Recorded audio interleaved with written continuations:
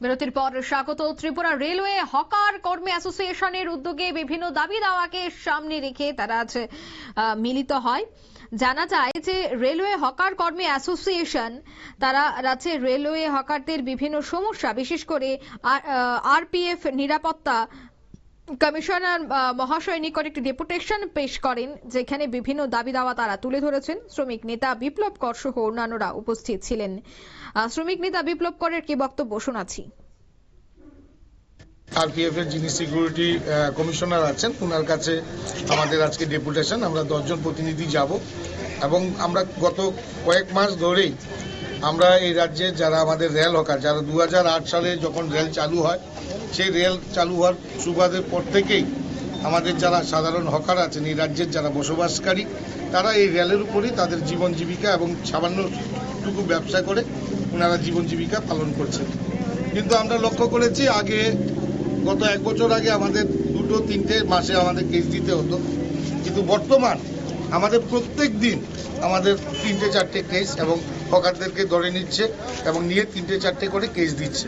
এই যদি পরিস্থিতি থাকে, এই যদি অবস্থা থাকে, তাহলে আমাদের রেল হকারদের জীবন জীবিকা এবং বেঁচে থাকাটাই আমাদের কাছে কষ্টকর হয়ে দাঁড়াবে।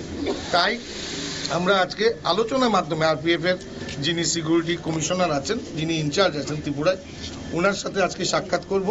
এবং আমরা লক্ষ্য করেছি আমাদেরকে আগে সাধারণত অন্য ছোটখাটো কেস দেওয়া হতো, চেইন টানা বা সামান্য। এখন দেখা যাচ্ছে আমাদেরকে বড় বড় কেসের মধ্যে ঝুলিয়ে দিচ্ছে, যেখানে সাধারণ হকাররা তাদের এই কেসগুলো হয়তো উঠতে 10 বছর 9 বছর এরকম সময় লাগবে। তো একটা সাধারণ খেটে খাওয়া মানুষ যেখানে সারাদিনে 200-300 টাকা রোজগারের জন্য রেলে অক্লান্ত পরিশ্রম করে, তো তাদের যদি এরকম বড় বড় তার কাটা বিভিন্ন রকমের কেসে যদি তাদেরকে ফাঁসিয়ে দেওয়া হয়, তো তাদের বাঁচাটা খুব কঠিন। তাই আলোচনার মাধ্যমে আমরা চাই, যেহেতু আমাদের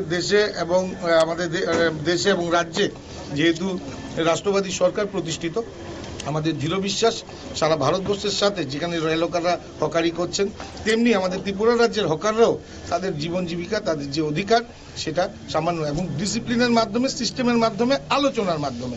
আমরা এমন কোনো কাজ করব না যেটা আমাদের রাজ্যের বদনাম হবে, হকারদের বদনাম হবে। মনে রাখতে হবে, হকাররা শুধু হকারি করে না, ওনারা কিন্তু একটা ট্রেনের পাহারাদার। কারণ ওনারা থাকে বলেই আজকে দুষ্কৃতীরা কোনো কিছু করতে পারে না। সাধারণ মানুষের বিভিন্ন সুযোগ। আপনারা শুনলেন শ্রমিক নেতা বিপ্লব করের বক্তব্য। ত্রিপুরা রেলওয়ে হকার কর্মীদের নিয়ে তিনি আজ ডেপুটেশনে যান। ডেপুটেশন দেওয়া হয় আরপিএফ নিরাপত্তা কমিশনের কাছে। একটি আলোচনা করা হয়, কারণ তাদের অভিযোগ যে যখন তারা হকারি করতে যায় একাধিক সমস্যায় পড়তে হয়, বিভিন্ন কেসে তাদেরকে জড়িয়ে দেওয়া হয়। তাই এই বিষয়গুলি যেন আগামী দিনে না হয়, তার জন্যই এই ডেপুটেশন। নিয়ে নিচ্ছে ছোট্ট একটি বিজ্ঞাপন বিরতি, সঙ্গে থাকুন।